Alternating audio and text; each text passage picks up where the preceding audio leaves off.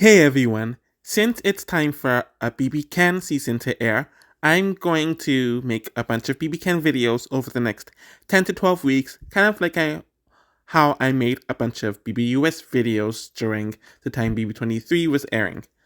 Since the last time I made a season's ranking list, it consisted of all the seasons put together, and it didn't include the seasons of 2021, so I'm going to be ranking the last 9 seasons. So at dead last is obviously Big Brother Canada 8. I don't have much to say about the season, and not just because it was less than half of the length of a normal season.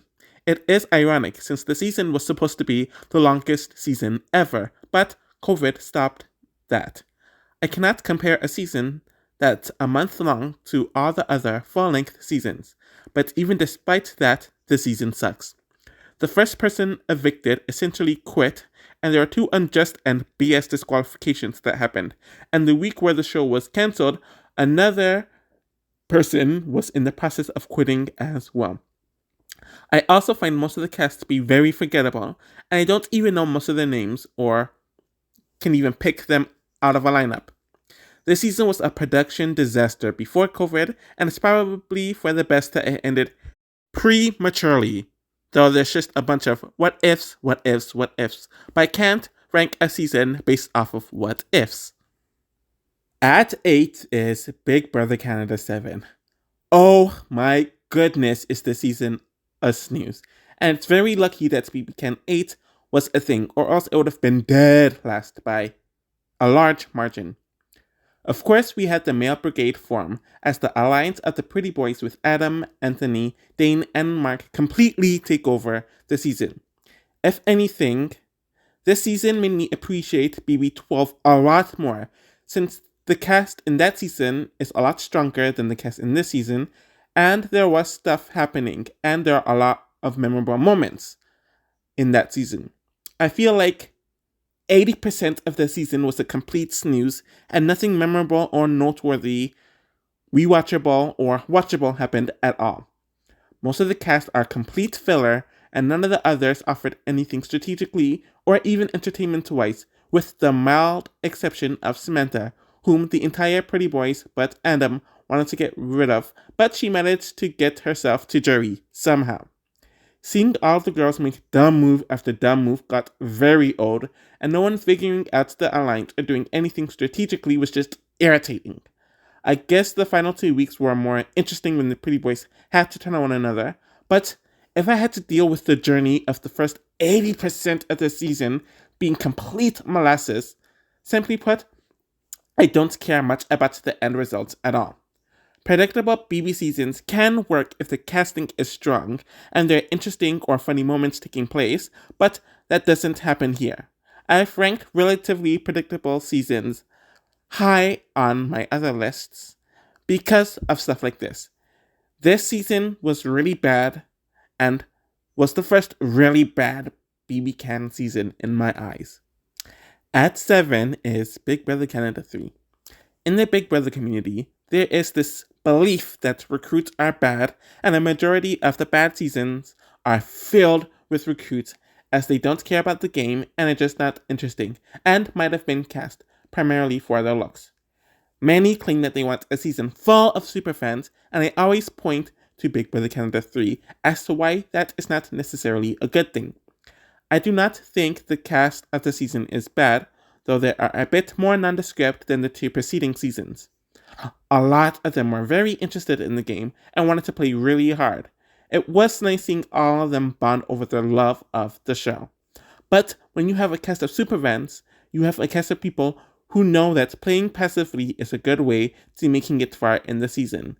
You also have a cast who talks about past seasons on a live feed a lot more than they talk about the events in their own season, which I found to be annoying back in the day. There's this meta element to the season that just rubs me the wrong way, to be quite frank. Also, whenever the cast would want to do moves, there would be a weekly twist that screwed it up, like Bruno not backdooring Zach because of the twist of that week, or not going after someone from the side of the house because of the twist that happened, and Zach not backdooring Bruno because of Cindy returning.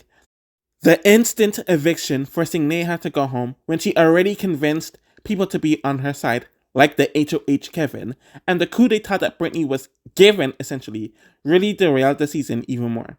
If the game played out more naturally, I think the season would have been a lot better. But there are some great moments like the triple eviction and Jordan's blindside, but the flaws are too big for me to really call it a good season.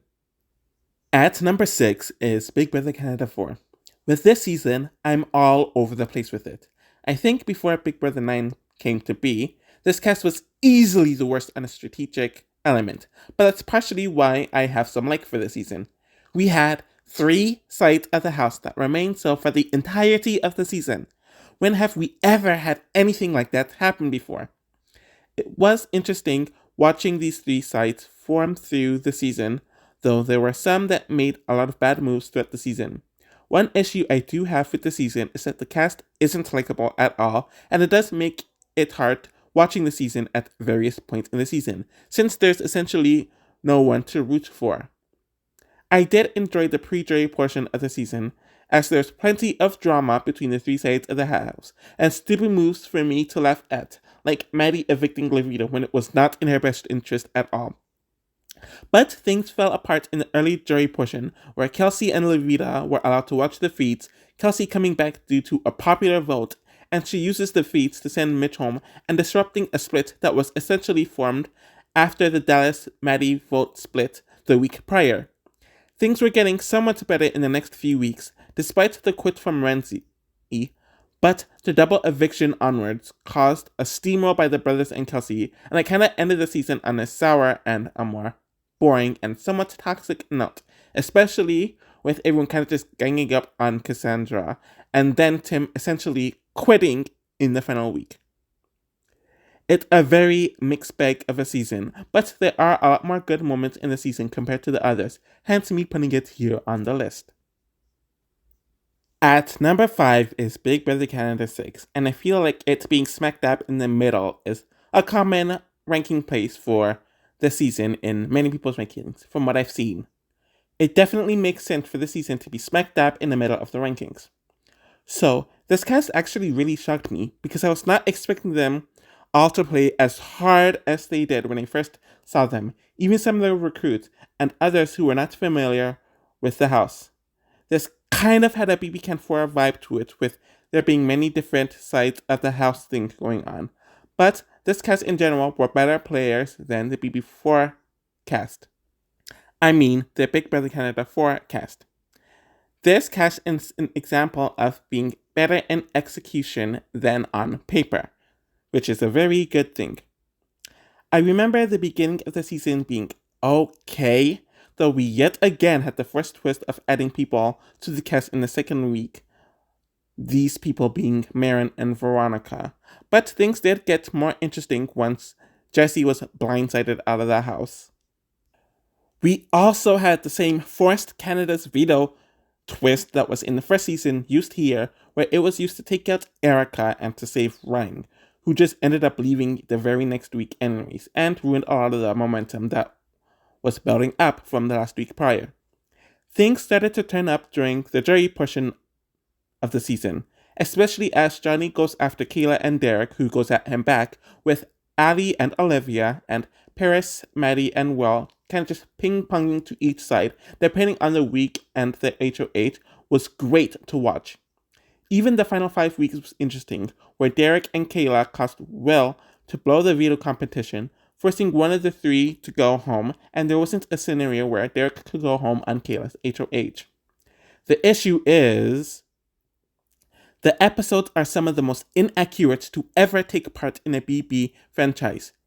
This is even including the international versions. It makes the rewatchability to be relatively hard, and it's easy to get confused on what is happening on your TV. Either way, the cast looked relatively meek on paper, but was great in execution, and this is a good season. But how the episodes were executed causes it to be ranked lower than it would have been had it gotten a better edit. Gosh, I know this is going to be a very hot and controversial take, but at number 4, I have Big Brother Canada 2. Honestly, I have never been as high in the season as everyone else is, though I still liked it more than the other seasons, but it has dropped a bit for me. One, I will say that the cast is great. I don't really think there are really any fillers in the cast. Even Allison, who joined a week after everyone else, was pretty good. Everyone is memorable in their own ways and offered a lot to the season. It seemed like they all had fun with one another, and watching them have fun together was great. The twists were not completely overdone in the season, especially compared to the first season, but I am not a fan of Canada's HOH. I know many people like it because it costs for the favorite site to do well, but it just feels very cheap and takes away from the joy of it because it costs the faves to do well and everyone's just excited about it. But it someone doesn't really feel earned. The feeling of there being a house flip isn't there for me, despite it technically happened because it was given to them and they didn't really earn it. The first half was a steamroll of one side, and the second half was a steamroll of the other side of the house. But watching Netta play everyone and John learning how to play the game was great. It also didn't have as many ridiculous twists compared to BBCAN 3 as well. What also annoyed me about the season is that they literally edited out all of the drama from the show. It is the only season of the Canadian version that did all of this. You watch all the fights and stuff that were on the feeds that were very important as to what's happened in the season, but when you watch the episodes, essentially none of it was there. It's so ridiculous. I guess they wanted to focus on the humor and the stereotypical and BS portrayal of all Canadians being nice, quote unquote, but there are lots of great moments in the season, like Ika's letter shredding, Adele and Sabrina in general, John and Allison getting drunk, so on and so forth. This will be the start of BBCAN starting to overproduce their shows and episodes, but it doesn't go overboard here, and there is a nice balance. At number 3 is Big Brother Canada 1. I feel like the season has a weird reputation. Everyone who watched it at the time heavily enjoyed it, but as time went on, and it's been 9 years, I feel like the season has been relatively forgotten, despite it having some of the most iconic moments in BB history. The positives I have for this season is that I think it has one of the best casts, and everyone wanted to play the game, whether they were superfans, recruits, or casual fans.